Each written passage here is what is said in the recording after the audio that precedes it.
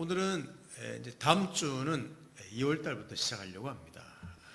그래서 한두 주 좀 다른 본문에 있는 내용을 잠깐 나누고 하자 그랬었는데, 오늘 창세기 내용 야곱에 대한 이야기를 한 번만 더 나누고 다음 주에는 로마서를 시작하도록 하겠습니다.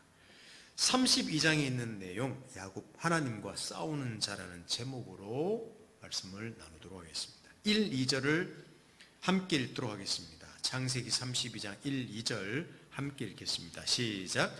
야곱이 길을 가는데 하나님의 사자들이 그를 만난지라.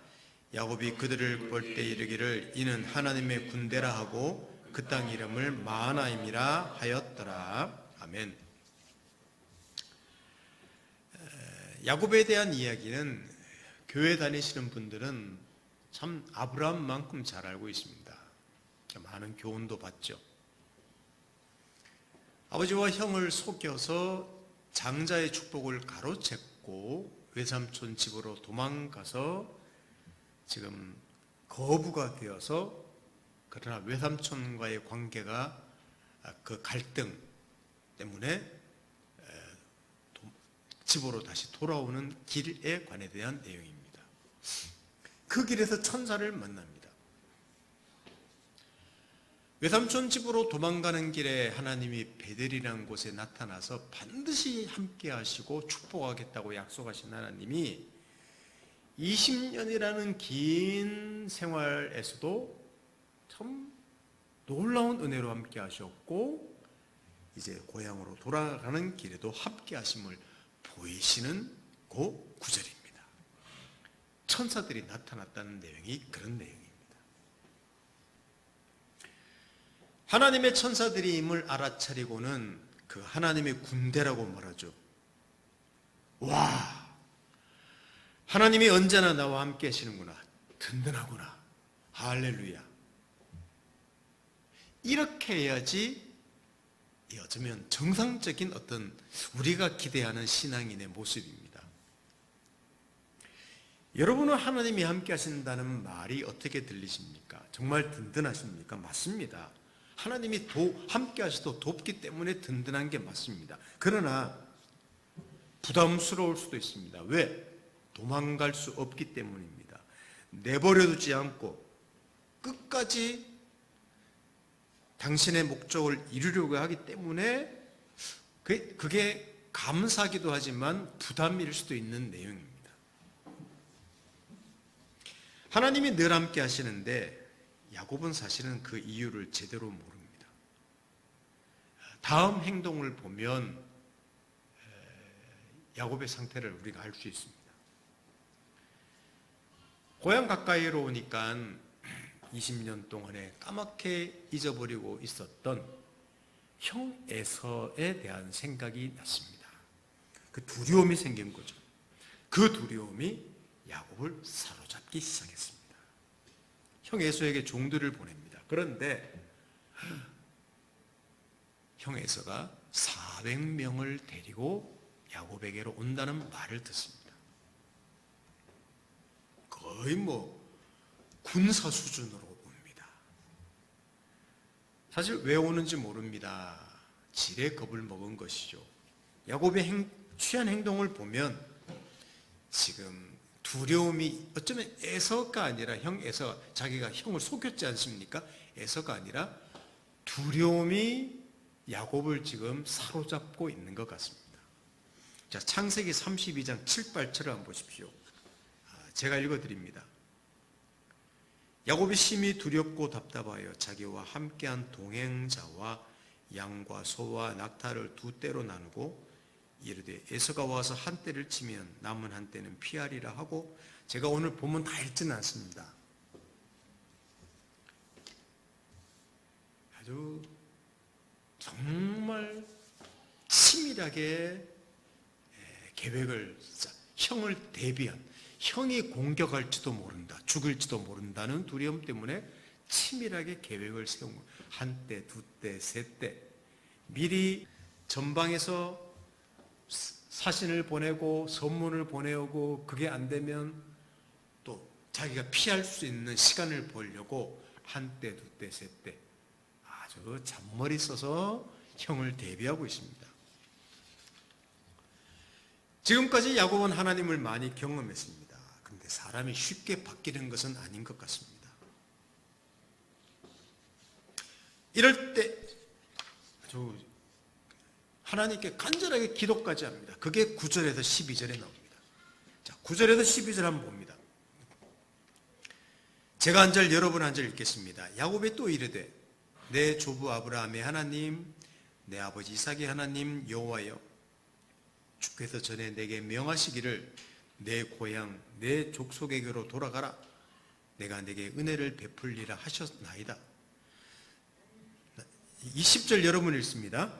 나는 주께서 주의 종에게 베푸신 모든 은총과 모든 진실하심을 조금도 감당할 수 없사오니 내가 내 지팡이만 가지고 이 요단을 건넜더니 지금은 2때나 이루었나이다. 내가 주께 간구하오니 내 형의 손에서 에서의 손에서 나를 건져내시옵소서. 내가 그를 두려워함은 그가 와서 나와 내 처자들을 칠까 겁이 나기 때문이이다. 주께서 말씀하시기를 내가 반드시 내게 은혜를 베풀어 내 씨로 바다에 셀 수 없는 모래와 같이 많게 하리라 하셨나이다. 기도 똑 부러지지 않습니까? 똑 부러지는 기도를 합니다.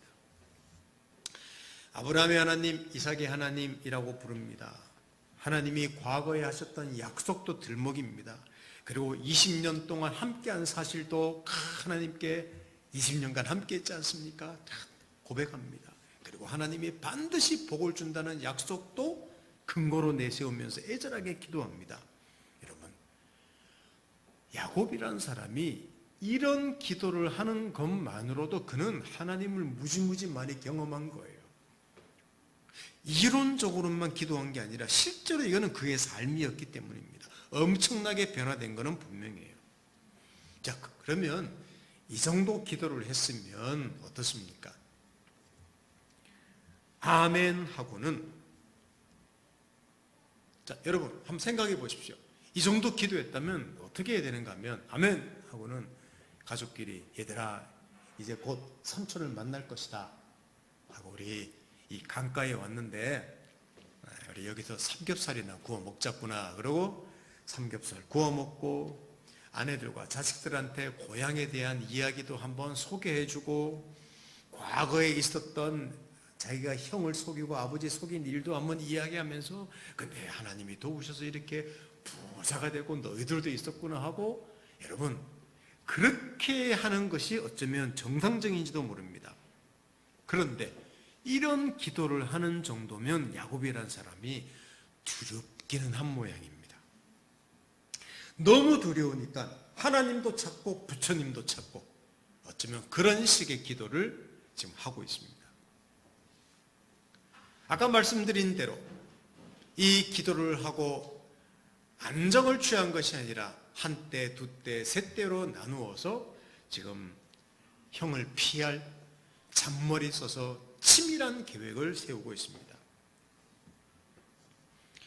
32장 20절을 보십시오. 또 너희는 말하기를, 주의 종 이 사신들한테 말한 거예요. 야곱이 우리 뒤에 있다 하라 하니 이는 야곱이 말하기를 내가 내 앞에 보내는 예물로 형의 감정을 푼 후에 대면하면 형이 혹시 나를 받아주리라 함이었더라. 감정을 풀기 위해서 뇌물이 아니죠. 선물을 보내고 안 되면 도망가고 또 선물을 보내고 안 되면 도망가는 시간을 벌려고 지금 계획하고 있습니다. 그런데도 극도의 공포가 밀려옵니다. 그런데 여기가 중요한 거예요. 갑자기 한밤중에 어떤 한 건장한 남자가 야곱에게로 탁 붙잡더니 그와 씨름을 합니다. 정확하게는 싸움을 하는 것이라고 할 수 있습니다. 붙잡고 그 씨름인 거죠. 싸움을 누가 걸었습니다. 격렬하게 맞붙습니다. 어떤 일이 벌어지는지 보십시오. 24절에서 26절 읽어드립니다. 야곱은 홀로 남았더니 어떤 사람이 날이 새도록 야곱과 씨름하다가 자기가 야곱을 이기지 못함을 보고 그가 야곱의 허벅지 관절을 치매 야곱의 허벅지 관절이 그 사람과 씨름할 때 어긋났더라. 그가 이르되 날이 세려하니 나로 가게 하라. 야곱이 이르되 당신이 내게 축복하지 아니하면 가게 하지 아니하겠나이다. 여러분, 대부분 이 내용은 야곱이 너무 두려워서 하나님께 간절히 간구했더니 하나님이 복을 주셨다, 이렇게 생각하기 쉽습니다. 틀린 건 아니라고 생각해요. 근데 이상하지 않습니까? 야곱이 싸움을 건 게 아니라 야곱은 두려워 떨고 있는데 갑자기 한 건장한 사람이 나타나서 싸움을 건 것입니다. 하나님이 나타나신 거예요. 그리고 둘이 밤새도록 싸움을 걸다가 나타나서 싸움을 건 쪽이 상대방이 항복을 안 하는 거예요. 그러니까 누가 나타난 어떤 목적을 이루려고 했는데 그 목적에 이 상대방이 반응하지 않기 때문에 허벅지 관절을 치고 빠지려고 하는 중에 있습니다. 근데 뭐라고 했습니까? 당신이 내게 축복하지 아니하면 가게 하지 아니하겠나이다. 나는 당신만 붙잡겠습니다 하고 매달리고 있는 장면입니다. 야곱이 어떤 사람입니까? 그는 하나님께 붙잡힌 사람입니다. 그러나 자기 평생을 자기 각본대로 살았던 사람이에요. 하나님이란 분은 그냥 들러리 정도였습니다. 액세서리 정도였습니다. 형과 아버지를 속여서 장자의 축복을 가로챘습니다. 외삼촌 집으로 도망가서 외삼촌을 만나 20년 동안 속고 속이는 그런 인생을 삽니다. 여러 아내와 자식들을 낳지만 시한폭탄 가정입니다. 콩가루 집안이 되었습니다. 외삼촌 집에서 큰 부자가 되었지만 또 불화가 생겨서 갈등이 생겨서 지금 도망자 신세가 또 됩니다. 이제 고향으로 돌아오는데 형 에서가 자기를 죽일지도 모른다는 두려움에 사로잡혀 있습니다. 이게 수십 년 잔꾀의 결정체를 보여주고 있습니다. 이런 인생에 하나님이 나타나서 도우셨습니다. 일방적인 은혜지요. 하나님을 늘 그냥 어시스트하는 존재란만 여겼었는데 하나님은 야곱의 인생에서 주인공이 되셔서 야곱을 도와주고 계셨던 사실입니다. 그게 어쩌면 우리가 오늘 창세기 강해를 하는 중에 하는 거기 때문에 야곱의 생애를 다 살펴보지 못했지만 그것을 제가 요약한다면 야곱의 생애는 하나님이 주도적으로 은혜를 베푸신 생애라고 말할 수 있습니다. 이 하나님께서 야곱을 찾아와 싸움을 걸면서 지금 항복을 요구하고 있는 것입니다. 얘야, 싸움하면서 이렇게 말하는 거나 같아. 내가 하나님이야. 내가 창조주야. 내가 주관자면, 내가 영원하면, 내가 사랑이지. 지금까지 네가 잘 나서 살았고 부자가 된 것 같니? 내가 함께해서 주권적이고 일방적으로 너를 도운 은혜였지. 뭐라고 합니까? 싸움하면서 말하겠지요. 이제 제가 상상하는 겁니다. 인정합니다. 외삼촌 집으로 도망할 때도 당신이 함께했고 외삼촌에게 엄청 속았는데도 당신이 도와준 거 저 인정합니다. 감사하지요. 근데 지금 이건 다른 문제입니다. 형 에서와의 문제는 다릅니다. 지금 저는 죽고 사는 문제입니다. 이게 지금 하나님한테 나타난 어떤 분한테 하는 이야기예요. 야 임마, 너 조금 전에 기도 멋지게 했지 않니? 순진하시네요. 기도는 기도고 문제는 문제입니다. 지금 형 에서가 400명을 끌고 온다는데 외삼촌 상대가 되지 않습니다. 제 인생이 이제 망했습니다 라고 둘이 붙잡고 어쩌면 대화하면서 싸우는 거예요. 한쪽은 야 내가 인생 도왔는데 지금도 네 인생 문제 내가 해결할 수 있다. 한쪽은 안 됩니다. 된다? 안 된다? 지금 하나님과 문제를 해결 안 하려고 하는 거예요. 그 문제만큼. 그래서 그 건장한 남자 곧 하나님이시죠. 하나님이 툭 치고 가려는 겁니다. 그래 네 마음대로 살아라. 가려는 거예요.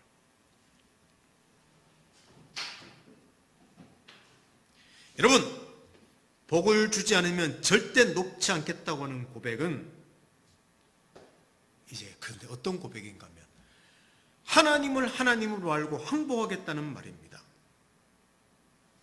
무슨 말인가? 이 문제만큼도 그러면 하나님이 문제 해결하실 수 있습니다 라고 지금 야곱이 항복하는 내용입니다. 27절에서 30절을 보겠습니다. 자, 제가 한 절, 여러분 한 절 읽죠. 오늘 성경 구절이 많이 없습니다. 27절에서 30절을 한번 보겠습니다. 제가 먼저 읽습니다. 그 사람이 그에게 이르되 내 이름이 무엇이냐?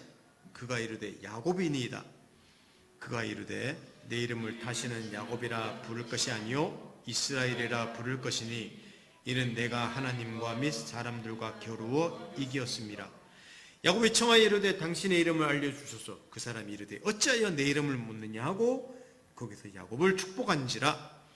그러므로 야곱이 그곳 이름을 브넬이라 했으니 그가 이르기를 내가 하나님과 헤매나여 보았으나 내 생명이 보존되었다 함이더라. 아멘.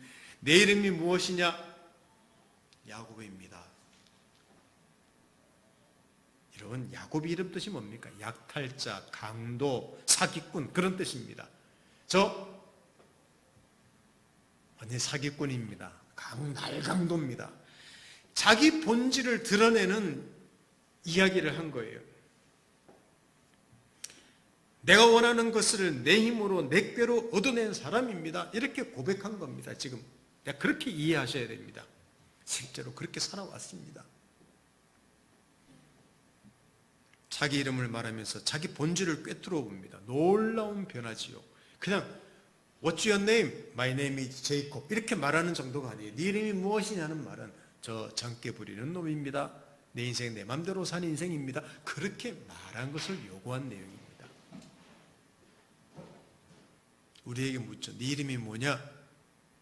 죄인입니다.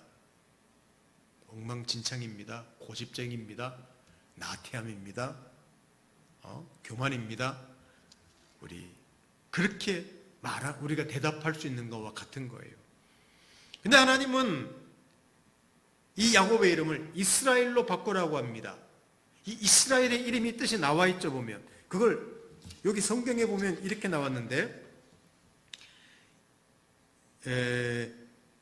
이는 내가 하나님과 및 사람들과 겨루어 이기었음이라고 성경은 그대로 번역을 했는데 더 정확하게 원문에 맞게 하면 이렇게 나올 수 있습니다. 여기 지금 내가 하나님과 그리고 사람들과 겨루었기 때문이다. 그리고 너는 이겼다. 자, 하나님과 먼저 싸웁니다. 그리고 사람과 싸웁니다. 그랬더니 이겼더라. 이런 의미가 이스라엘이란 이름의 의미입니다. 무슨 말입니까? 하나님과 더불어 모든 문제를 해결한다. 그래서 사람들과의 모든 문제도 이긴다. 이것이 이스라엘이라는 이름의 뜻입니다. 자, 지금까지 야곱은 자기가 자기 문제 해결했습니다. 이게 나쁘다는 게 아니에요. 근데 그 문제는 그 사람은 항상 한계에 있습니다. 그 문제를 하나님께 가져가서 해결하는 사람으로 하나님이 만드신다는 그 이름이 이 이름입니다. 여러분, 이것이 야곱의 인생이며 그의 후손인 이스라엘의 정체성입니다. 하나님과 싸워서 이기는 존재라는 말이죠. 그리고 이것이 그리스도인의 본질이며 또 정체성이기도 합니다. 야곱 평생을 이 사람으로, 이 수준으로 이끌려고 하셨습니다. 그리고 그 야곱을 통해서 하나님은 이스라엘 백성을 만드시는데 그 백성이 어떤 백성이냐? 하나님과 모든 문제를 해결하는 백성, 그 백성으로 만들고 계신 것이죠. 제가 오래전에 도왔던 한 형제가 있습니다. 벌써 한 7년 가까이 됐네요. 그 전까지 도왔던 한 형제가 있는데 대학교 교수였습니다. 근데 얼마나 머리가 좋은지 똑똑한 친구였습니다. 너무 똑똑해서 그런지 그냥 모든 것이 빨랐습니다. 제가 무엇을 말하려고 하면 그 말하려고 하는 것을 다 간파해서 앞서서 모든 일을 다 그냥 저질러 놓는 친구예요. 제가 여기서 다 이야기는 할 수 없는 건데, 근데 그 형제와 교제할 때 가장 많이 성경의 본문을 가져다가 이야기했던 사람이 이 야곱 이야기였습니다. 제가 이 설교 준비하다 보니까 그게 생각이 났습니다. 그리고 야곱이란 이름과 이스라엘 이름이라는 거에서 하나님과 제발 하나님과 먼저 문제를 해결하고 그 다음에 사람과 문제를 해결하면 좋겠다. 이게 하나님 백성을 향한 하나님 뜻이 아니겠냐 하고 제가 고민했던 기억이 납니다. 그런데 제가 그 형제를 돕는다고 했지만 사실은 제가 그렇습니다. 저 단순하지 않습니다.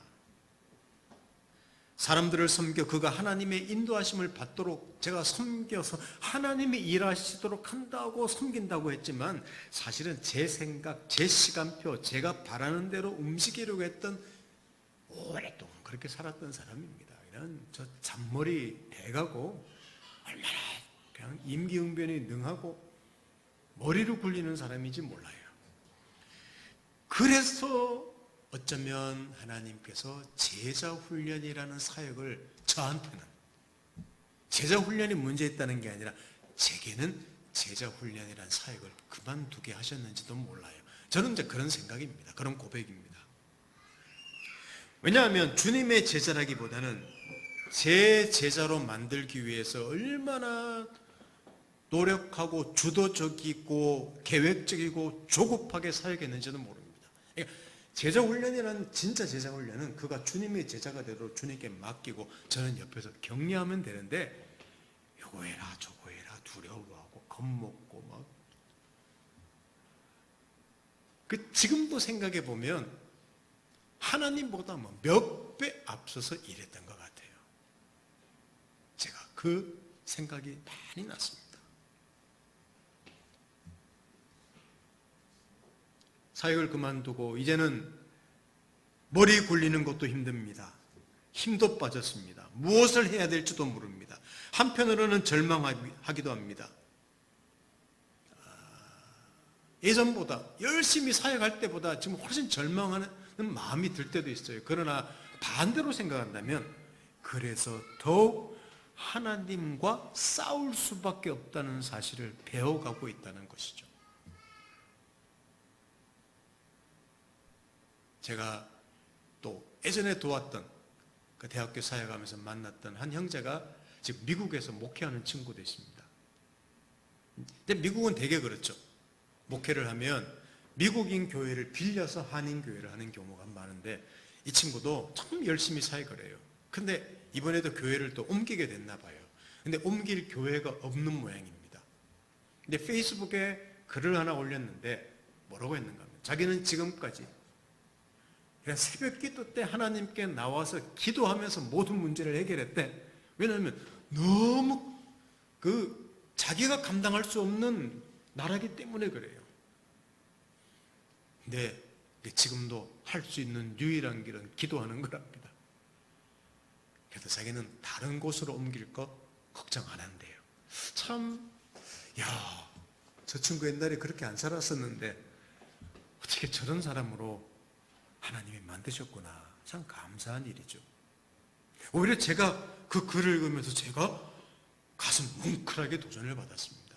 그렇지, 하나님과 문제 해결하는 사람인데 내가 이곳으로 와서 사역을 시작하면서 좀 침체하다고 하는 그런 어떤 또 제 자신도 모든 걸 다 그냥 다 놓고 아무것도 없다고 생각되는 상황에서 무엇을 해야 될지도 모를 때 그렇구나.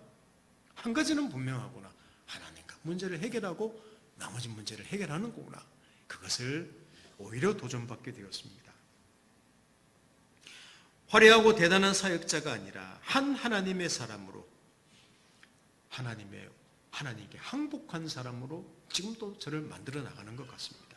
그래서 과거에 저는 많이 썼던 단어가 열심, 탁월, 무슨 훈련 이런 말들을 참 많이 했는데 그것이 잘못됐다는 게 아니라 열심히 살아야 되고 탁월하게 살아야 되고 훈련해야 됩니다. 그거 없으면 안 돼요. 그게 우리가 해야 될 일이에요. 그러나 지금은 저는 오히려 하나님의 은혜라는 말을 참 많이 쓰고 있습니다. 그 이유가 있어요. 바로 제가 앞에 말씀드린 그 이유 때문입니다. 이런 탁월함과 열심과 훈련과 그 모든 너머를 일하시는 주권적이고 일방적인 하나님의 은혜가 있기 때문에 제가 이런 이야기를 할 수 있는 겁니다. 이것은 제게만 해당되는 것이 아닙니다. 야곱이란 한 사람을 통하여 모든 하나님의 사람에게 주시는 하나님의 메시지라고 저는 생각합니다. 그리스도인이라는 이름이 바로 그 이름입니다. 그리스도 안에 있는 사람입니다. 여러분, 하나님이 이 죄인이 된 우리 문제를 해결하기 위해서 어떻게 해결하셨습니까? 그리스도 안에서 싸워서 우리 문제를 해결했지 않습니까? 우리를 직접 하나님에게 단칼에 치시지 않고 그리스도 안에서 문제를 해결하셨습니다. 그리고 그리스도 안에서 사람을 보십니다. 우리를 보십니다. 이게 하나님의 일하심입니다. 그러기 우리 또한 어떻게 싸워야 되는가 하면 우리가 어떤 문제를 가지고 싸우는 그 정도가 아니라 그리스도 안에서 싸워야 된다고 말하고 있습니다. 모든 문제를 그리스도 안으로 가져오라고 하죠. 그러니 만일 그렇게 산다면 여러분, 우리에게 완전한 절망은 없어요. 내 시야와 세상의 시야로 절망할 수밖에 없는 것일지라도, 끝이라고 생각될지라도, 나는 안 되라는 말밖에 나오지 않더라도 그것은 여러분 하나님을 모욕하는 겁니다. 왜? 당신 아들을 십자가에 못 박기까지 하신 하나님이신데 하나님에게는 절망이 없는데, 우리를 용서하지 못할 죄는 없는데, 어떤 것을 감수하고라도 우리를 자녀로 만드시려고 하는데, 예수 안에서 우리를 이런 죄인을 아름답고 존귀하게 하려고 하시는데, 여러분 나는 안 되라고 한다면 하나님을 모욕하는 행위가 아닙니까? 그건 신성모독이에요. 그것이 신동모독이에요. 우리가 안 된다고 하는 바로 그 자리에서 하나님께서는 우리를 향한 최고의 목적을 위해 지독하게 일하고 계신다는 사실입니다. 이것이 야곱의 인생입니다. 야곱 한 사람의 인생만이 아니라 아브라함과 이삭과 야곱의 후손인 우리 믿음의 후손 아닙니까? 다른 말로 믿음으로 사는 사람들, 그게 누굽니까? 그리스도인들, 그리스도인 안에 있는 사람들.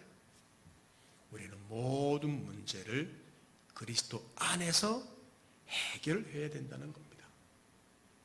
그리스도 안에서 나를 바라볼 때, 그리스도 안에서 다른 사람을 바라볼 때, 그리스도 안에서 나에게 있는 모든 문제를 바라볼 때 우리에게 절망은 없다는 것입니다. 근데 항상 잊어버려요. 왜?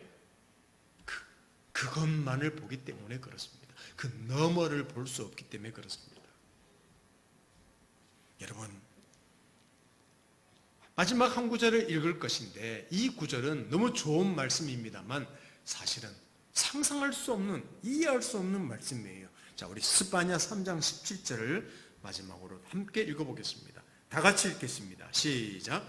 너의 하나님 여호와가 너의 가운데 계시니 그는 구원을 베푸실 전능자시라. 그가 너로 말미암아 기쁨을 이기지 못하며 너를 잠잠히 사랑하시며 너로 말미암아 즐거이 부르며 기뻐하시리라 하리라. 아멘. 이건 누구한테 했는가 하면 죄를 지어서 하나님이 지금 심판을 선언하는 내용에 나오는 그런 구절입니다. 자기 백성을 어쩔 수 없이 죄 때문에 심판하신다고 하시고는 이런 상상할 수 없는 이야기를 하는 거예요. 내가 구원을 베푸는데 너로 말미암아 기쁨을 이기지 못하고 너무 잠잠하게 사랑하시며 너를 기뻐한다는 내용을 하는 거예요. 어떻게 그럴 수 있습니까? 이 모순이에요. 사실 이것은 그리스도 안에서 완전히 성취됩니다. 예수 안에서 완전히 성취될 내용이지만 그 전부터 하나님은 자기 백성을 그리스도 안에서, 자기 아들 안에서 보시면서 그렇게 죄투성인 이스라엘이지만 하나님이 그들을 반드시 그렇게 만드시겠다고 선언하신 내용입니다. 우리가 그런 존재란 말이죠. 사랑하는 성도 여러분, 우리 인생에서 하나님이 찾아오십니다. 싸움을 겁니다. 다른 말로 하면 하나님이 함께 하심을 확인시킨다는 말입니다. 싸움을 건다는 말은. 그리고 하나님과 더불어 해결하자고 하십니다. 하나님의 시야로 그 문제를 보라고 하십니다. 잘 안 됩니다. 그러므로 평생 이것을 배우고 이것을 실패하고 또 이것을 경험해 나가는 게 뭐냐? 그게 신앙생활이고 어쩌면 우리의 삶일지도 몰라요. 이 세상에 사는 사람들은 그냥 그거 없이 탁월하게 삽니다. 열심히 삽니다. 훈련하며 삽니다. 멋지게 삽니다. 아름다운 생이죠. 우리도 그렇게 살아야 됩니다. 그러나 우리는 그 이상을 살아야 된다고 말하고 있습니다. 그게 신앙 성숙이고 하나님 사람이라는 정체성이고 어쩌면 이 세상에서 가장 강한 사람이 되는 것입니다. 똑똑한 사람이 많습니다. 재능 있는 사람이 많습니다. 열정적인 사람도 많습니다. 우리 또한 그렇게 돼야 됩니다. 그래도 세상을 유익하게 해야 됩니다. 그러나 정말 이 시대에 필요한 사람은 누구냐? 아니 우리도 똑같이 똑똑한 사람이 되고 우리도 돈 많은 사람이 되고 우리도 재능 있는 사람이 되면 그리스도인이라는 독특한 정체성은 도대체 어디 있겠습니까? 없는 거예요. 교회 나올 이유가 없는 거예요. 이 세상에 그리스도인이 있을 필요가 없는 거예요. 존재 이유가. 우리는 무엇이냐? 모든 문제를 하나님 앞에 가져나가서 하나님께 항복해서 하나님과 싸우는 사람, 하나님과 모든 문제 해결하는 사람, 하나님 앞으로 나가는 사람, 그 사람이 이 시대를 살아내는 그리스도인, 하나님 사람이어야 한다는 것입니다. 그게 유일한 차이점이라고 할 수 있습니다. 어쩌면 유일한 우리의 독특성이라고 할 수 있습니다. 이게 이 시대 그리스도인이 필요한 이유입니다. 우리 그래서 이 세상에서 세상을 섬기고 모든 문제를 하나님께 가져나가 하나님의 은혜를 구하며 우리가 기도하고 우리가 하나님과 해결하는 사람이 있을 때 이 세상은 복된 세상이 된다는 사실을 알면 좋겠습니다.